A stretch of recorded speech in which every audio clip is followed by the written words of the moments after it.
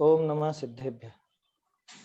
मंगलमय मंगल करण वीतराग विज्ञान नमो ताहि जाते भय अरहंतादि महान। करि मंगल करि हो महाग्रंथ करण को काज जाते मिले समाज सब पावे निज पद राज। मोक्ष मार्ग प्रकाशक ग्रंथराज पर अपनी चर्चा चल रही है। छठा अधिकार हमारा चल रहा है और इसमें कुधर्म का निरूपण और उसके श्रद्धा नादिक का निषेध। इसके माध्यम से कुछ दिनों से हम हमारे पर्वों पर भी चर्चा कर रहे हैं, क्योंकि धर्म जो है वो धार्मिक जीव के सहारे आगे बढ़ता है। न धर्मो धार्मिके विना। और धार्मिक जीव के धर्म की प्रवृत्ति बढ़ाने के लिए पर्वों का आगमन होता है। पर्वों में धर्म की प्रवृत्ति विशेष देखी जाती है, लेकिन क्या कहें, दुर्योग से या समझ लीजिए अज्ञानता के कारण, वास्तव में तो मोह का ही महात्म्य है, जिसमें हमारे जो पर्व हैं उनका जो स्वरूप होना चाहिए वो स्वरूप बिल्कुल बदल सा गया है, गड़बड़ा गया है, बहुत उनमें विपरीतताएं आ गई हैं। और जहां पूरी तरह धर्म का लाभ मिलना चाहिए वहां पर उल्टा कुधर्म की प्रवृत्ति हो गई, जो सबसे बड़ा सबसे खतरनाक पाप है, जिसकी वजह से जीव आज तक संसार में भटक रहा है। आज तक हम यहीं पर बैठे हुए हैं। महावीर स्वामी तो मोक्ष चले गए, वीर निर्वाणोत्सव आ रहा है, लेकिन हम यहीं पर बैठे रह गए हैं। तो वो मिथ्यात्व, वो सबसे बड़ा पाप। और उस मिथ्यात्व को पुष्ट करने वाला उसका सहयोगी है गृहीत मिथ्यात्व। अब समस्या ये हो गई कि जहां ये पर्वों के माध्यम से, पर्वों के आधार से धर्म की प्रवृत्ति बढ़नी चाहिए थी, मोक्ष मार्ग में आगे बढ़ने की प्रवृत्ति बढ़नी चाहिए थी, वहां कुधर्म बढ़ गया, कुधर्म हो गया। टोडरमल जी ने पहली पंक्ति में बताया था कि जहां हिंसादि उत्पन्न हो, विषय कषायों की वृद्धि हो और उसे धर्म माने, उसे धर्म समझे, वो ही कुधर्म है। तो कल तक हमारी बात हुई थी, कुछ हमने बात की पिछले कुछ दिनों में धनतेरस के ऊपर भी बात की, रूप चौदस की बात भी की, ऐसे ही करवा चौथ, सुहाग दशमी, है ना, देव उठनी एकादशी, ये सब चीजें चल चुकी, इन सब पर हमारी चर्चा हुई है। आज क्या है कि आज कुछ भी नहीं है, आज तेरस है, सामान्य रूप से तेरस है। और अन्य मत की बात करें तो अन्य लोगों का त्योहार है वो धनतेरस कहलाता है। हमारे कुछ भाइयों में या हमारे कुछ, समझ लीजिए कुछ वर्षों से ऐसी परिपाटी सी चली आ रही है इस धनतेरस को धन्य तेरस और ध्यान तेरस कहने की। उसके बारे में भी हमने काफी बात की। मैं भी थोड़ी सी बात और करना चाहूंगा, वो इसलिए क्योंकि कल मुझे एक मतलब कहीं चल रहा था और वो मुझे सुनने को आया। आधा पौन घंटे की कक्षा कोई ले रहे थे बच्चों की, और वो उसमें तरह तरह के तर्क दे करके इसको धनतेरस को अपना पर्व सिद्ध करना चाह रहे थे। तो सबसे पहला और सबसे बड़ा तर्क, या यूं कह लें कि इसके विरोध में बात यही आएगी कि आप एक ग्रंथ बताइए जहां पर ये धनतेरस, ध्यान तेरस, धन्य तेरस लिखा हुआ हो। सबसे पहली बात तो यही है कि आगम प्रमाण अगर है तब तो स्वीकार करेंगे, आगम प्रमाण नहीं है तो हम स्वीकार नहीं करेंगे। क्यों? क्योंकि नए नए के माध्यम से, कल भी हमने चर्चा की थी, जैन धर्म में नया कुछ नहीं होता। नए के नाम पे अगर कोई ये कहता है कि मैं नई बात बता रहा हूं तो झूठ बोलता है। मंगलायतन द्वारा आयोजित संगोष्ठी चल रही थी आज सुबह, है ना, उसमें कल्पना दीदी ने एक बहुत अच्छी बात बोली, मुझे काफी अच्छा लगा कि टोडरमल जी की ये बातें सोच करके लोग बहुत से ऐसा सोचते हैं कि टोडरमल जी ने देखो कितना नया नया प्रमेय दिया है, कैसी एकदम से नए विषय बताए हैं या कुछ ऐसे बताए हैं, जबकि ऐसा नहीं है। वो सब आगम प्रमाण में उल्लिखित चीजें हैं। दूसरे तीसरे अधिकार पर आज चर्चा थी तो वो बता रही थी कि सब जगह गोमट सार, धवला जी आदि के आधार पर वो सारी बातें लिखी। टोडरमल जी ने जो निरूपण किया है वो निरूपण करने की शैली उनकी अपनी है, भाषा उनकी अपनी है, लेकिन विषय नया कुछ नहीं है। अगर नया होता, जो खास बात बोली वो मैं बताना चाहता हूं, नया होता तो टोडरमल जी अप्रामाणिकता की श्रेणी में आ जाते, अप्रामाणिक कहलाते। मुझे बहुत अच्छी लगी वो बात कि वास्तव में अगर कोई नई बात होती, आचार्यों से हटकर के बात होती, तो अप्रामाणिक कहलाता है। ठीक यही बात यहां पर लगाई है। अगर कोई नया नया कुछ ऐसी बात करके और हम एक नया पर्व मनाएंगे, ये नया हमने शुरू किया है मनाना, तो आप बिल्कुल गलती कर रहे हैं, गलत जा रहे हैं। स्पष्ट बात है, गलत जा रहे हैं।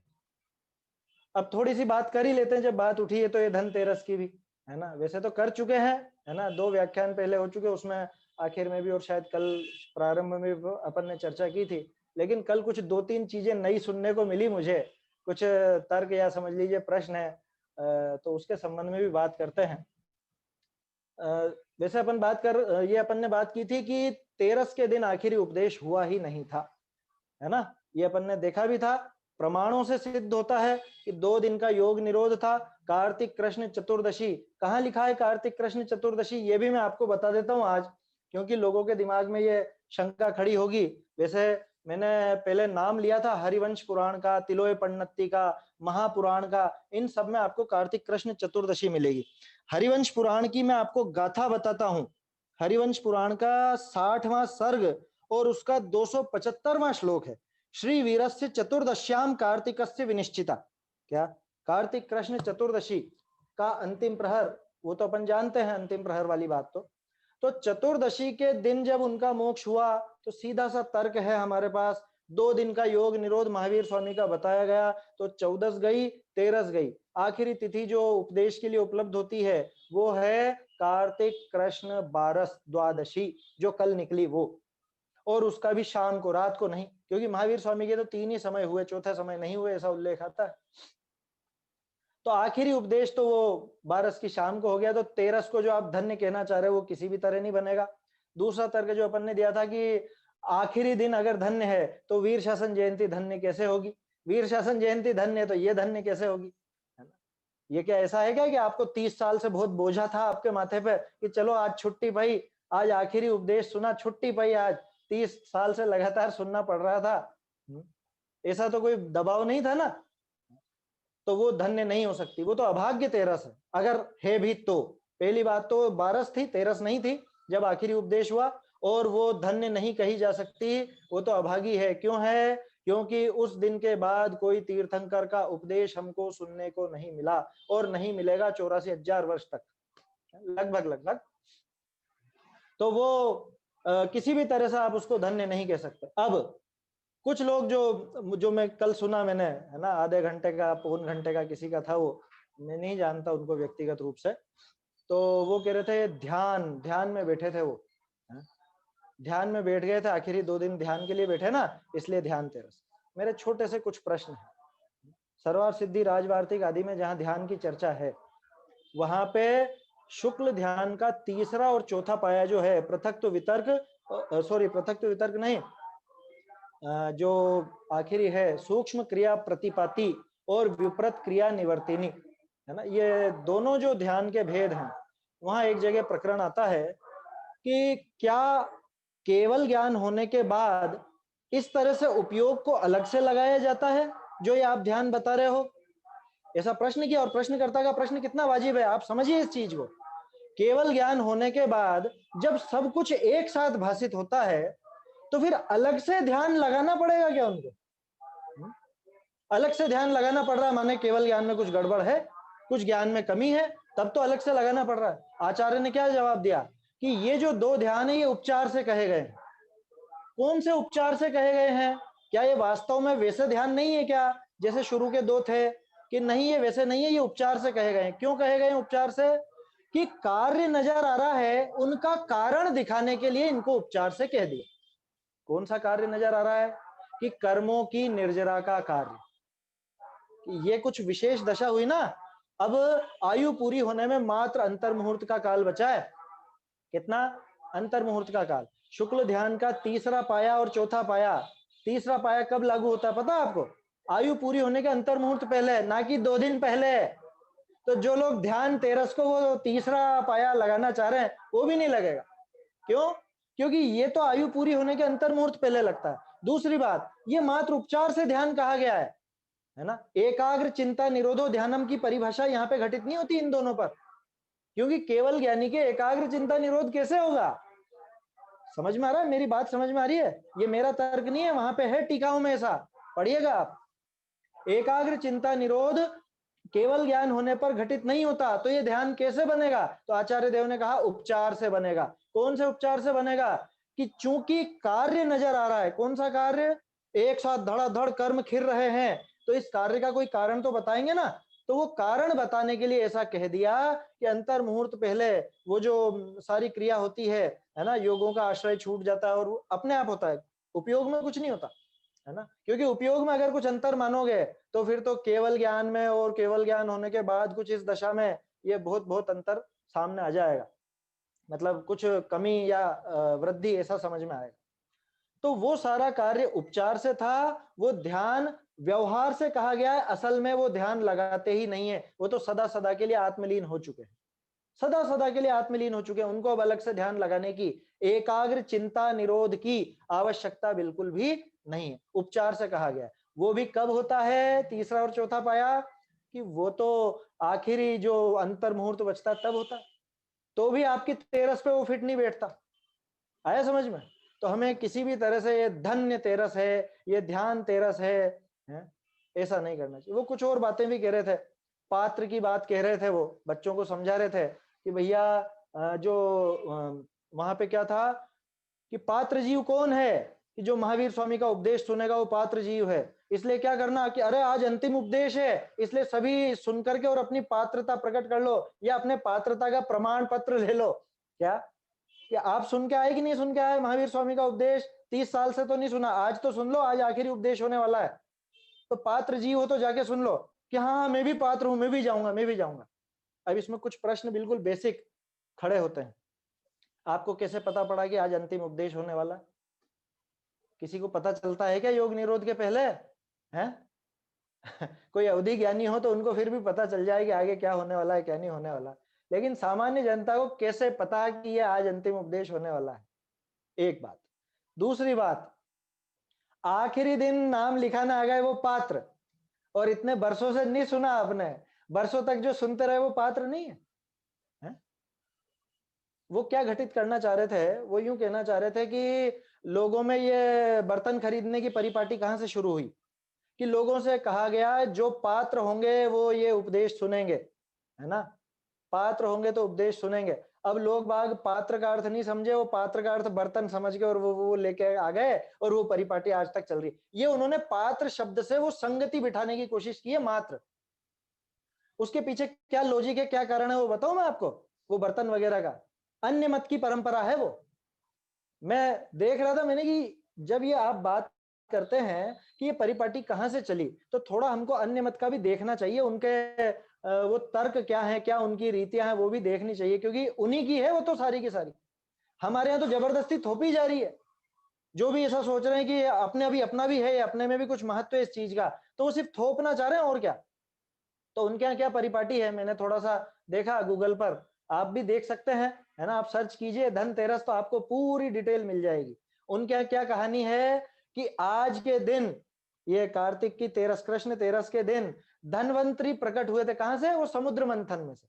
समुद्र मंथन चल रहा था और समुद्र मंथन में से धनवंतरी एक सोने का कलश, अमृत कलश लेकर के प्रकट हुए थे। तो अमृत कलश, वो घड़ा, अमृत कलश, वो पात्र वो लेकर के प्रकट हुए। तो उस दिन से परिपाटी चल गई कि बर्तन खरीदो। कौन सा बर्तन खरीदो? सोने के अथवा चांदी के या और जो भी। तो उनके यहाँ तो परिपाटी है, उनके पास तो उनका लॉजिक है, उनके पास उनकी कहानी है, और अपने पास कहानी नहीं है तो अपन क्या करने लग गए कि अरे पात्र जीव की बात थी और वो पात्र को बर्तन समझ लिया। ऐसी कहानी हमने बना दी।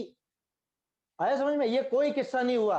आप थोड़े कल्पना तो कीजिए कि लोग इतने मूर्ख थे उस जमाने में, जिस जमाने में शास्त्रों को लिखने की आवश्यकता नहीं पड़ती हो, लोगों की इतनी बुद्धि रहती हो कि वो जो सुना वो याद रह जाए, उस जमाने में आप लोगों के दिमाग की ये कल्पना कर रहे हो कि वो पात्र का अर्थ नहीं समझे।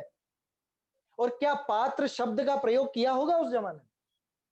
हो सकता है कोई दूसरा शब्द हो, कोई और शब्द हो, ये भी तो हो सकता है। भव्य शब्द का प्रयोग क्यों नहीं किया जाएगा, पात्र का क्यों किया जाएगा? मुझे ये बताओ। मैं होता तो भव्य का प्रयोग करता, कि जो भव्य जीव होगा वो महावीर स्वामी का उपदेश सुनेगा। ऐसी कहानी बनाता, बना नहीं थे। तो आपको कुल मिला के वो बर्तन भांडों से वो संगति बैठानी है, तो आप पात्र शब्द के ऊपर जोर दे रहे हो। क्योंकि क्या करे, कहानी को लॉजिक से कुछ सिद्ध तो करना पड़ेगा ना, तो ऐसी कहानी बना ली गई अभी के कुछ वर्षों में, 40-50 वर्षों में ज्यादा से ज्यादा। और अभी के जो मैसेज करने वाले व्हाट्सएप वीर हैं, वो तो उस पर भी ध्यान नहीं देते हैं, वो तो नई नई थ्योरियां लेकर के आते हैं। तो हमें गंभीरता से विचार करना चाहिए। हमें झगड़ा नहीं, किसी से भी झगड़ा नहीं, अपने को अन्य मति से भी नहीं है, और अपने जो भाई इस तरह की बात कर रहे हैं उनसे भी नहीं है, लेकिन गंभीरता से विचार करो। दिक्कत क्या है? दिक्कत यह है कि ये इन पर्वों को हाईलाइट करने के चक्कर में हमारा असली पर्व धरा का धरा रह जाता है, बिल्कुल धरा रह जाता है। वो मतलब उसकी महत्ता समाप्त हो जाती है। कैसे होती है? एक छोटा सा उदाहरण देता हूं मैं।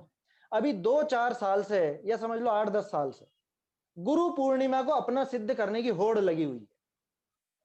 गुरु पूर्णिमा अपना त्योहार है। क्यों है? कि इस दिन वो आए थे, गौतम स्वामी आए थे, हमको गुरु मिले थे, इसलिए गुरु पूर्णिमा मनाते हैं। वो गुरु पूर्णिमा के चक्कर में वो वीर शासन जयंती तो बिल्कुल धूमिल हो गई, बिल्कुल धूमिल हो गई। मेरा उनसे सीधा सा प्रश्न है, चलो अब प्रसंग उठाए तो बात कर ही लेते हैं, क्योंकि फर्जी पर्वों की भी तो बात कर रहे हैं ना हम। गुरु पूर्णिमा का उल्लेख आपको कौन से ग्रंथ में मिला? आचार्यों ने उल्लेख किया? चलो वो छोड़ो, मैं तो आपसे पूछता हूं कि गौतम स्वामी पूर्णिमा के दिन आए, ये कौन से शास्त्र में लिखा मिल गया आपको? मुझे तो एकम के दिन लिखा हुआ मिला है, आप पढ़ो। एकम के दिन आए, और लॉजिक से सिद्ध, लॉजिक से थोड़ा सा सोचो। लोग बाग पहले से ही प्यासे बैठे हैं 66 दिन से, जिनको उपदेश नहीं मिला है, अब ये आए हैं आज, और एक दिन का और इंतजार करेंगे हैं? गौतम स्वामी पूर्णिमा के दिन आए और एक दिन का और इंतजार करो, कल से लगेगी कक्षा क्या?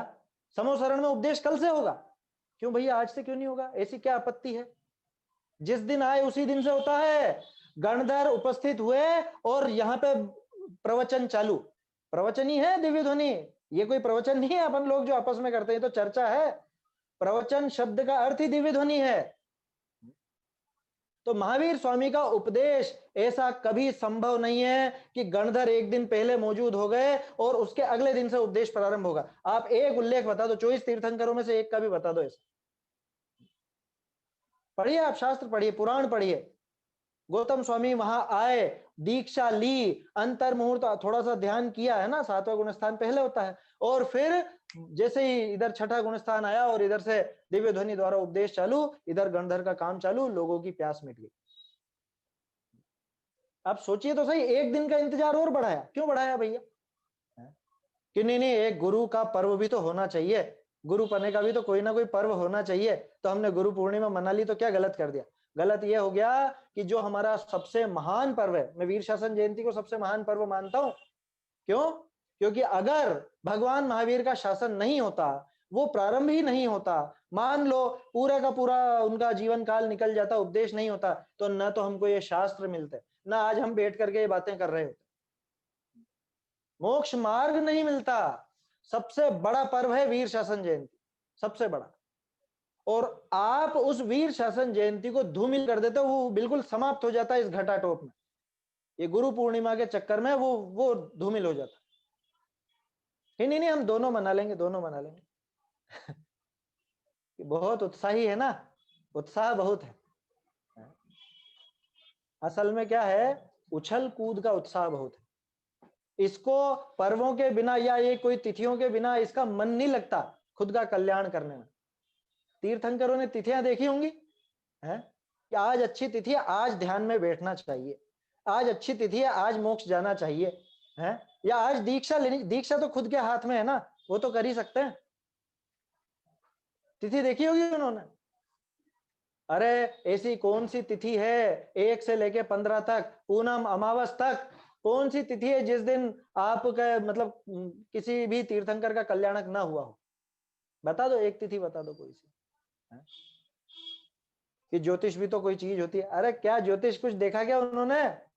दीक्षा लेने में, केवल ज्ञान में, मोक्ष होने में कोई तिथि देख करके गए? वो जिस दिन जिस घड़ी वो कार्य अच्छा हो जाए वही घड़ी शुभ है। आया समझ में? और कोई शुभ उभ नहीं होता है। लोगों ने बुकिंग करा रखी है बहुत, आज शुभ दिन है, शुभ दिन। कल भी मैंने कहा था, शायद परसों कहा था क्या, धनतेरस के नाम पर एक वस्तु सुई तक मत खरीद लेना। आया समझ में? स्पष्ट ग्रहित मिथ्यात्व का पोषण है, स्पष्ट ग्रहित मिथ्यात्व का पोषण। क्यों? अभी बताएंगे टोडरमल जी क्यों। टोडरमल जी ने जवाब दिया है, उस पर आएगी जब अपनी चर्चा तब करेंगे कि इसमें मिथ्यात्व कैसे हो गया। क्योंकि बहुत से लोग ये कहते हैं कि मिथ्यात्व कोई भूत है क्या जो आके लग जाएगा, है? बिल्कुल भूत है। आया समझ में? और वो भूत आपका ही पैदा किया हुआ है। कैसे लग जाएगा वो तो बताएंगे 191 पेज पर, जैसे हर जगह बताते आए हैं कि ऐसे देवों को मानने में मिथ्यात्व कैसे हो गया, ऐसे कुगुरुओं को मानने में मिथ्यात्व कैसे हो गया, ऐसे ये जो कुधर्म है, ये पर्वों के खोटा स्वरूप है, इसको मानने में मिथ्यात्व कैसे हो गया, ये सब बताएंगे, वो चर्चा आएगी अपनी। तो ये थोड़ी सी मुझे विकल्प आया क्योंकि अब चर्चाएं तो चलती ही रहती है ना, सुनने में भी आ जाती हैं, तरह तरह के लोग हैं। फिर भी एक बात तो क्या कहूं, कहना नहीं चाहिए, लेकिन बहुत सुभट हैं हम लोग, बहुत सुभट हैं। सुभट समझते हैं ना, है? बहुत भारी योद्धा हैं क्या? आप तो बोले जाओ, हम सब सुन रहे हैं। आपका काम है बोलना और हमारा काम है सुनना, करना तो वही है जो हमारा मन चाहेगा। मुझे बाबूजी बहुत याद आते हैं, युगल जी बाबूजी बिल्कुल दृढ़ता से, स्पष्टता से इन चीजों का निषेध करते थे। हमें सुनना चाहिए, समझना चाहिए। आया समझ में? एक चीज और वो मुझसे कहा करते थे जब थोड़ा हम शोध कार्य कर रहे थे, क्या जैसे ये परिपाटी चली है ना, कुछ भी सिद्ध करने की, कोई भी प्रमाण अपने को कहीं पे कुछ लिखा मिल गया या कुछ ऐसा हो गया और अपन कहते देखो देखो देखो ये लिखा रहा है, होता है, ऐसा भी होता है, वैसा भी होता है, सब बातें होती है। वो मुझसे कहा करते थे शोध नीरस नहीं होनी चाहिए, शोध सरस होनी चाहिए, शोध में रस मिलना चाहिए, शोध में फल मिलना चाहिए। अगर आप शोध कर रहे हो, रिसर्च कर रहे हो, तो उसका फल होना चाहिए। और फल कैसा होना चाहिए? इष्ट होना चाहिए कि अनिष्ट होना चाहिए? शायद इसी अपने जो चल रही है चर्चा, इनमें पहले कभी बोला या किसी और कक्षा में मैंने कहा था, अभी न्याय दीपिका की कक्षा चल रही थी, वहां पे भी आप लोग पढ़ेंगे या पढ़ चुके होंगे। साध्य के 3 गुण होते हैं, इष्टम, अबाधितम, असिद्धम, साध्यम। साध्य कैसा होता है? साध्य माने जिस वस्तु की सिद्धि करनी। जैसे मान लो मुझे भी धनतेरस की सिद्धि करनी है, ठीक है, माने धनतेरस को अपना पर्व सिद्ध करना है कैसे भी करके। तो साध्य 3 गुण भी उसमें होते हैं साध्य में। इष्ट होना चाहिए, है ना, अबाधित होना चाहिए और असिद्ध होना चाहिए। तीनों विशेषणों में 2 विशेषणों पे ज्यादा मुझे बात नहीं करनी है कि अबाधित का मतलब तो किसी प्रमाण से बाधा नहीं आनी चाहिए, वो होता है। अगर प्रमाण से बाधा आ गई तो आप सिद्ध ही नहीं कर पाओगे। दूसरी बात, वो असिद्ध होना चाहिए। असिद्ध क्यों होना चाहिए? कि पहले से अगर सिद्ध है तो फालतू मेहनत कर रहे हो आप सिद्ध करने की उसको। मुझे बात करनी है इष्ट विशेषण पे। आचार्य ने एक विशेष उसका खुलासे में ऐसा लिखा है, जैसे मान लो कोई व्यक्ति है, उसकी माता ने व्यभिचार किया हो, मेरी बात समझ में आ रही है ना, उसकी माता व्यभिचारिणी हो, उसकी माता का व्यभिचार वो सिद्ध तो कर सकता है। बात समझ में आ रही है? ये बात सिद्ध तो की जा सकती है कि उसकी माता ने व्यभिचार किया था, लेकिन क्या ये सिद्धि करना इष्ट है? ये तो अनिष्ट है, ये तो स्वयं के लिए हानिकारक है, खुद के पैर पे कुल्हाड़ी मारने जैसा है। खुद के पैर पे कुल्हाड़ी मारी उसने ये बात सिद्ध करके। आया समझ में? कोई अगर अपने ही परिवार के, अपने जो बड़े हैं, माता पिता हैं, जैसे वो फिल्मों में डायलॉग चलता है ना कि किसी के वो माथे पे लिख दिया कि इसका बाप चोर है, मेरा बाप चोर है, कुछ भी, अब वो सिद्ध किया जा सकता है, लेकिन वो इष्ट है या अनिष्ट है? उसके लिए अनिष्ट है। तो ये विचार करना चाहिए। यही जो बात बाबूजी कहा करते थे कि शोध फलदायक होना चाहिए और वो फल इष्ट फल होना चाहिए, अनिष्ट नहीं। ऐसी शोध किसी काम की नहीं कि जिससे जैन दर्शन का ही नुकसान हो। ऐसी शोध किसी काम की नहीं कि जिससे आपका जो वीतरागता और अहिंसा का सिद्धांत है वो ही खंडित हो जाए। सिद्ध करने में तो मैं भी सिद्ध कर दूंगा, देखो देखो यहाँ पे प्रमाणों में इनमें लिखा है, ऐसे ऐसे शास्त्र भी उपलब्ध हैं जिनमें लिखा है रात्रि में पूजा की जा सकती है और इन इन द्रव्यों से भी पूजा की जा सकती है, जो प्रासुक नहीं है, जो सचित्त हैं, या और जो ऐसी चीजें उनसे भी पूजा की जा सकती है। लिखा है शास्त्रों में, लिखा है साहब, है ना। इस तरह के भी तो शिथिलाचार के पोषक ग्रंथ भी तो है। तंत्र मंत्र भी होना चाहिए। हमने तो, मैंने खुद ने देखी है, पांडुलिपियां देखी है, भक्तामर स्तोत्र तंत्र मंत्र यंत्र सहित, रिद्धि सहित, है ना, रिद्धि तंत्र मंत्र। अब उसको बोलो क्या करूं मैं, उसकी सिद्धि करूं कि ये इतने वर्षों पुराना है तो ये मानो? मैं पहले भी ये बात दोहराता आया हूं, प्राकृत में लिखा होना, संस्कृत में लिखा होना प्रामाणिकता की निशानी नहीं है। आप पैसे देकर के कुछ भी लिखवा सकते हो। प्राकृत के अनुवादक बैठे हुए हैं, संस्कृत के अनुवादक बैठे हुए हैं, है ना। अरे फिल्मी गानों का संस्कृत अनुवाद आ जाता है आजकल तो, आप क्या बात करते हो। पुराना होना प्रामाणिकता की निशानी नहीं है। समझ में आई बात। हमारे शास्त्र 2000 साल पुराने हैं, इस बात से प्रामाणिकता है क्या उनकी? इस बात से प्रामाणिकता है क्या? इस बात से नहीं है प्रामाणिकता। प्रामाणिकता इस बात से है कि वो वीतरागता और अहिंसा के पोषक है। 2000 साल पुराने अन्य मत के ग्रंथ भी हैं, तो क्या उनको प्रमाण मान ले? आप न्याय दीपिका भी आपने पढ़ी है थोड़ी देर पहले, वहां पे आपने देखा होगा कैसे अन्य मतों का भी खंडन किया, तो वो भी तो उतने ही पुराने थे। तो पुराना होना प्रामाणिकता की निशानी नहीं है। किसी भी भाषा में, प्राकृत में या संस्कृत में होना, यह प्रामाणिकता की निशानी नहीं है। प्रामाणिकता की निशानी तो यह है कि वो आपके सिद्धांतों पर खरा उतरता है या नहीं। आपके सिद्धांत अगर उससे खंडित होते हैं तो वो किसी भी तरह से अपनाने लायक बात नहीं है, वो अप्रामाणिक है। क्या कहते हो आप जिनवाणी की पूजा में? वीतरागता की पोषक ही जिनवाणी कहलाती है, वह है मुक्ति का मार्ग निरंतर जो हमको दिखलाती है। कह रहे साहब लेकिन इसको हम ध्यान तेरस कहें तो लोगों को ध्यान की महिमा आएगी, है थोड़ी सी महिमा आएगी ना, इस ध्यान की प्रेरणा दे देंगे। यही दिन मिल रहा है आपको, है? चलो ठीक है, मान लिया इससे आपने प्रेरणा दी। अब मैं एक दूसरा पहलू आपके सामने उपस्थित करना चाहता हूं। लोग बाग आपने जो नाम दिया उसे ग्रहण करेंगे, लेकिन आपका जो इंटरप्रिटेशन है वो ग्रहण नहीं करेंगे। ये 100% है बात। बोलो, महावीर जयंती सभी मनाते हैं ना? सभी मनाते हैं, सभी माने सभी जैन, लेकिन सबके मनाने का तरीका एक जैसा है क्या? सबके मनाने का तरीका एक जैसा है क्या? कोई तो उस दिन हवन भी करेगा, कोई तो उस दिन खूब खूब पता नहीं क्या मिठाइयां खाएगा और ये सब करेगा, है? कोई उस दिन महावीर स्वामी का ही चिंतन करेगा, उनका ध्यान करेगा, उनके शास्त्रों का उपदेश, मतलब जो उनका उपदेश है शास्त्रों में, उसका अभ्यास करेगा। अपन जैसे लोग ज्यादातर स्वाध्याय, ध्यान, अध्ययन इन पर जोर देते हैं। जिसको क्रिया कांड में मजा आता है वो उस पर जोर देता है। आपने किसी तरह से ये सिद्ध कर दिया कि ये जैन धर्म का पर्व है। किसी तरह से, प्रामाणिकता तो है नहीं उसमें, लेकिन आपके तर्क से, बोलने की शैली से या किसी भी तरह से आपने सिद्ध कर दिया और लोग आपकी बातों में आ गए। लेकिन लोग मानेंगे कैसे?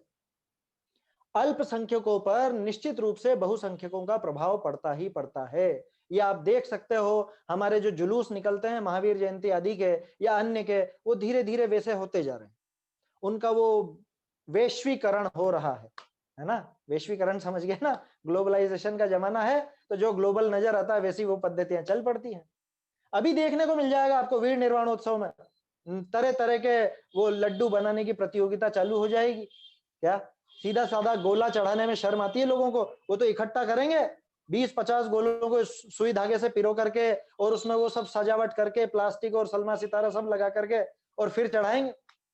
ये कहां से ले आए परिपाटी? ये देखा देखी कि अन्य मत में दिखता है ना, वैसा का वैसा ही आ गया।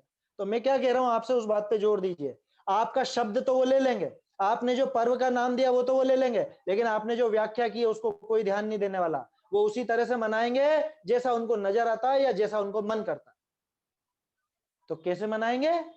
कह रहे सब लोग नया नया कुछ खरीदते हैं, आज के दिन धनतेरस के दिन तो हम भी खरीदेंगे, और धर्म पर्व तो है ही सही है।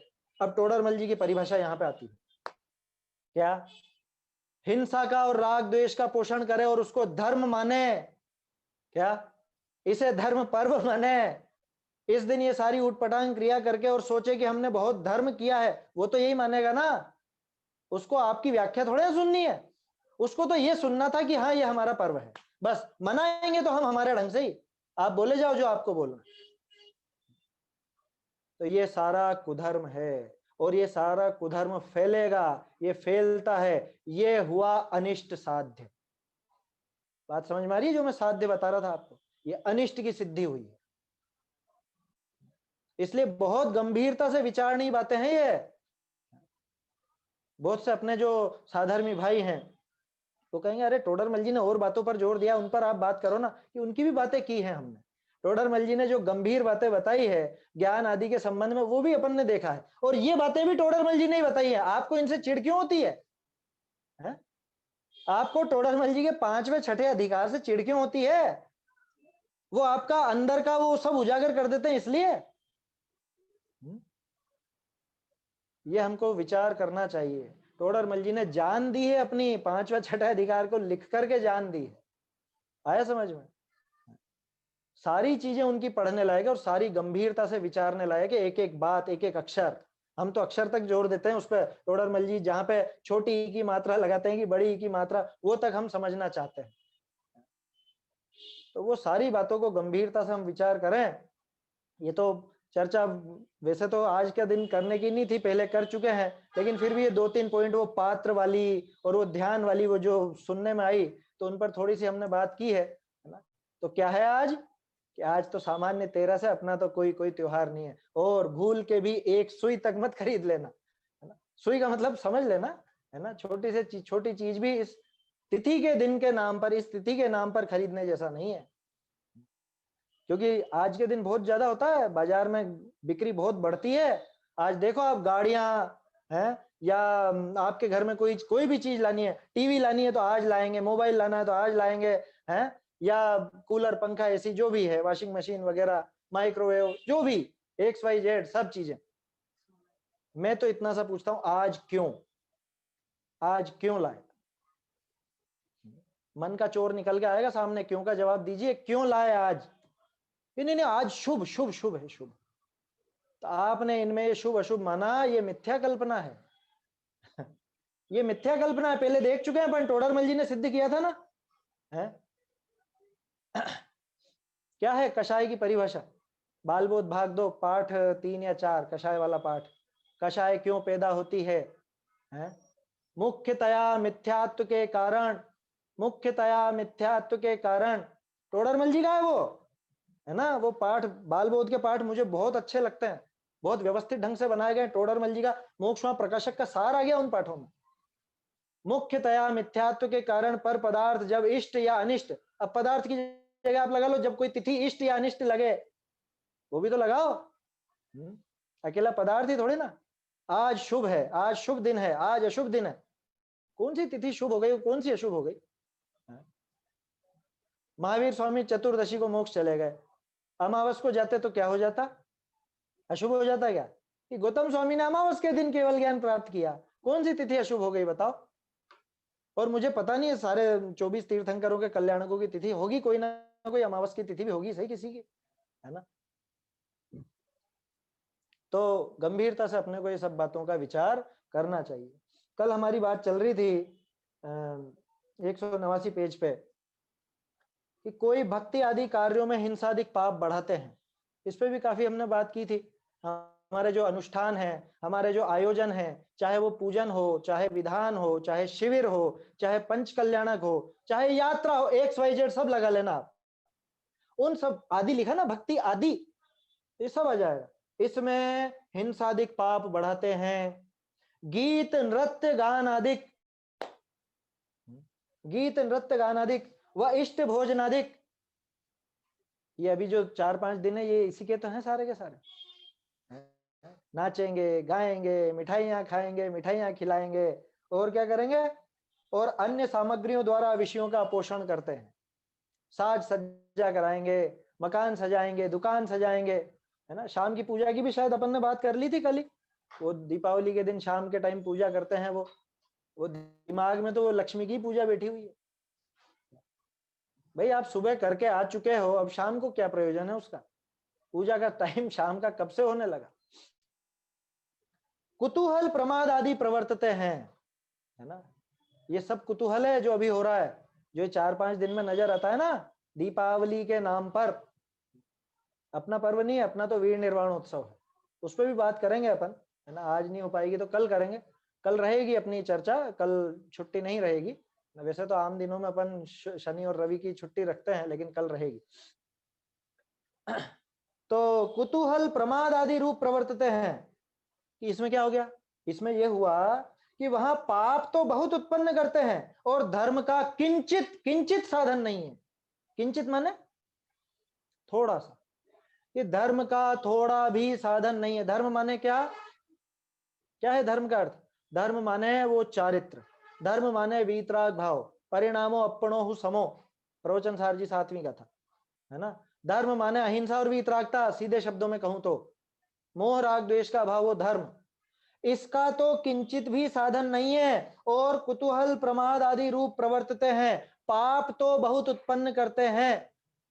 बोलो, अभी जो अपन ने बात की ये धनतेरस वगैरह और या जो भी, अब इसके माध्यम से कोई भी किसी भी तरीके से पर्व मनाएगा, ऊट पटांग प्रवृत्ति से, लौकिक प्रवृत्ति से, क्या उसमें हिंसा नहीं है?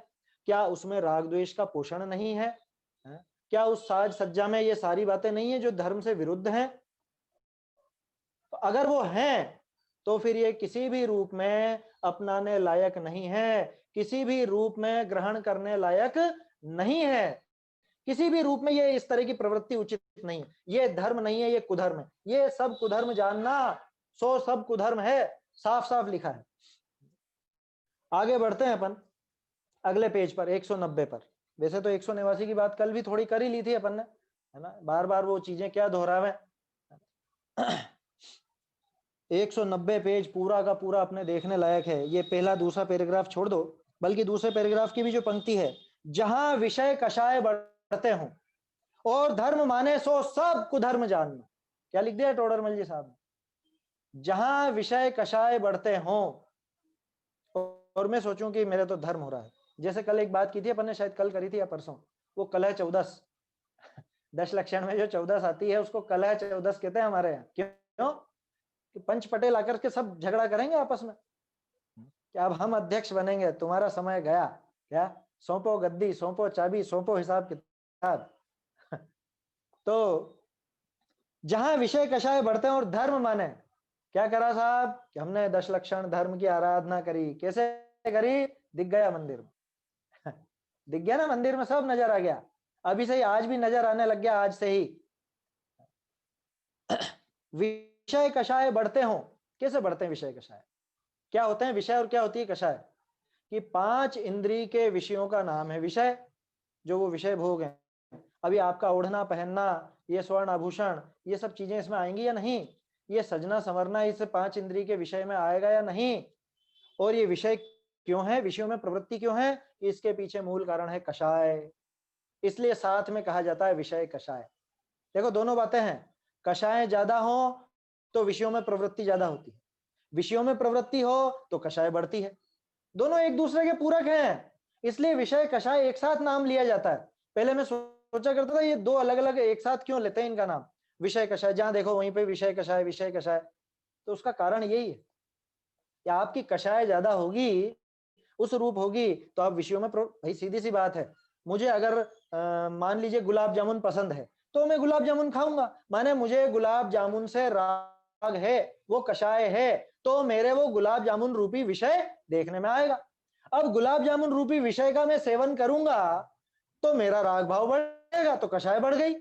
कषाय से विषय, विषय से कषाय, अनादि काल से जीव की ये दशा हो रही है। दिक्कत यहां नहीं है, इनसे बचा जा सकता है। लेकिन अगर मैं इसको धर्म मान लूं तो, या मैं धार्मिक पर्वों में ये बढ़ा लूं तो, ये कुधर्म है, ये कुधर्म हो गया। आया समझ में? तो जहां विषय कषाय बढ़ते हों और धर्म माने सो सब कुधर्म जानना। मैं यहां पे आपसे कहना चाहूंगा, धर्म के स्थान पे पर्व शब्द लगा के देखो। जहां विषय कषाय बढ़ते हों और पर्व माने, वो सब कुपर्व जानना, कुपर्व मानना। क्योंकि पर्व और धर्म में अंतर नहीं, पर्व अलग चीज नहीं है ना। धर्म बोलो, पर्व बोलो, शास्त्र बोलो, ये सब एक ही कैटेगरी में है। देव और गुरु अलग है ना। देखो ज्यादातर क्या सुनने को मिलता है, देव शास्त्र गुरु, या देव गुरु धर्म, यही सुनने को मिलता है ना। या तो शास्त्र रख देते हैं अपन धर्म के नाम पे, या धर्म रख देते हैं शास्त्र के नाम पे। अब धर्म के ही ये पर्व कहलाते हैं। धार्मिक दिवसों को पर्व कहा जाता है, मंगल काल को पर्व कहा जाता है। देखो क्या लिख रहे हैं टोडरमल जी साहब, देखो काल का दोष, जो हमारी चर्चा चल रही है इतने दिनों से, देखो काल का दोष, जैन धर्म में भी कुधर्म की प्रवृत्ति हो गई है। लो, जैन धर्म में भी कुधर्म घुस गया। कुधर्म माने विषय कषाय घुस गए, जैन पर्वों के नाम पर खोटे पर्व घुस गए। जो मैंने थोड़े दिन पहले कहा था, कुछ फर्जी पर्व हैं फर्जी पर्व हैं, वेशधारी पर्व हैं। जैसे वेशधारी गुरुओं की बात करी थी, ऐसे ये वेशधारी पर्व हैं। और पर्वों को वेश किसने पहनाया है? हम ही लोगों ने पहनाया है। हमने इनको जैन पर्वों का नाम दिया है। जैन मत में जो धर्म पर्व कहे हैं, वहां तो विषय कषाय छोड़कर संयम रूप प्रवर्तना योग्य है। उसे तो ग्रहण नहीं करते। जो मैंने थोड़ी देर पहले आपसे कहा, वो आपके व्याख्या को नहीं ग्रहण करेंगे, वो सिर्फ नाम ग्रहण करेंगे कि आपने उनको ये नाम बता दिया, हाँ ये भी अपना पर्व है, अब मनाना तो हमको है, जैसे चाहेंगे मनाएंगे। उसे तो ग्रहण नहीं करते और व्रताधिक का नाम धारण करके, पर्वों का नाम धारण करके वहां नाना श्रृंगार बनाते हैं। होगी तैयारी श्रृंगार की, इष्ट भोजन आदि करते हैं, इसकी भी तैयारी सभी के घरों में चल रही है। मिठाइयां बन रही है, पुए पापड़ियां बन रहे हैं, है ना। कुतूहल आदि करते हैं। कौतूहल की तो कोई सीमा ही नहीं, कल भी बात की थी हमने। जो नहीं हो जाए वो कम है कौतूहल के नाम पे। कौतूहल माने जो भी कुछ नया सूझा, कुछ भी क्या रहा, ये नई एक्टिविटी आई है, ये नई चीज है, नया कुछ नया करते हैं, कुछ नया करते हैं।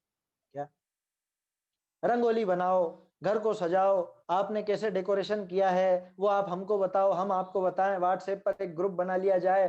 क्या जैन ग्रुप भी बने हुए हैं ना खाने पीने के सब। देखो उनका निषेध नहीं कर रहा हूं मैं तो ये बता रहा हूं कि पर्वों के नाम पे कैसी कैसी प्रवृत्तियां चल रही। क्या आपने कौन सी मिठाई बनाई, किस ढंग से बनाई, आप आपकी रेसिपी हमको भेजिए, हम हमारी रेसिपी आपको भेजेंगे।